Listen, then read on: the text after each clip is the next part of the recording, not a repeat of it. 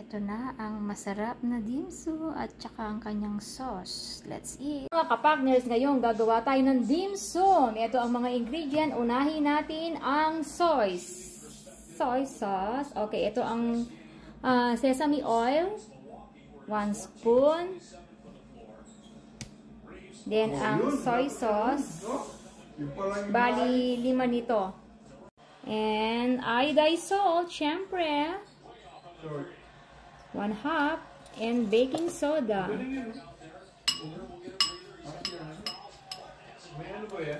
Start 1 tablespoon. And brown sugar. Ito ang paminta, itaktak mo. Tak. Itaktak mo. Tak. Water, 2 tablespoon. Mix it. Yan. Shake. Kailangan mix na mix yan bago ihalo sa ground pork. Ito naman ang second ingredient. Ang pork, artificial crab, carrots, at saka hipon.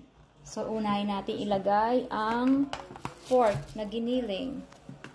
Then, sunod natin ang soy na ginawa natin kahanina. So, kailangan halong-halo. And, i-mix natin ng mga 2 minutes para lasang-lasa. Ito, halong-halo na. So, isi-set aside muna natin ng 10 minutes. Ibang ingredient. After 10 minutes, ilalagay na natin ang hipon. Then, ang artificial crab. Then, halo-haloin it again. Halo-halo. Then, ang carrots. Halo-haloin. Additional sesame oil, 1 tablespoon. 1 tablespoon regular oil. Then, mix it again. So, i-set aside muna natin sa fridge na mga 2 hours. Kailangan natin siyang i-wrap ng plastic. After 2 hours, eto na nga, magbabalot na ako. Ito, ganito ang pagkuha mo dito. Then, spread mo. Tapos, ganyanin mo siya. Dagdagan mo pa. Ayan na siya. So, ilalagay natin dito.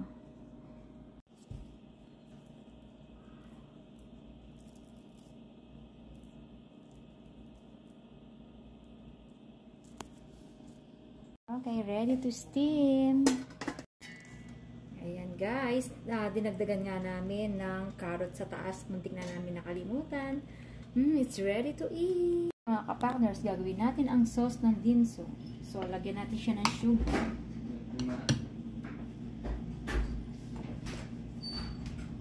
Ito naman.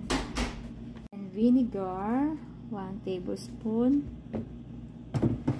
Soy sauce, 3 tablespoon. It's up to you kung gusto ninyong 4 or 2. Naman ang chili sauce. It's up to you guys or optional.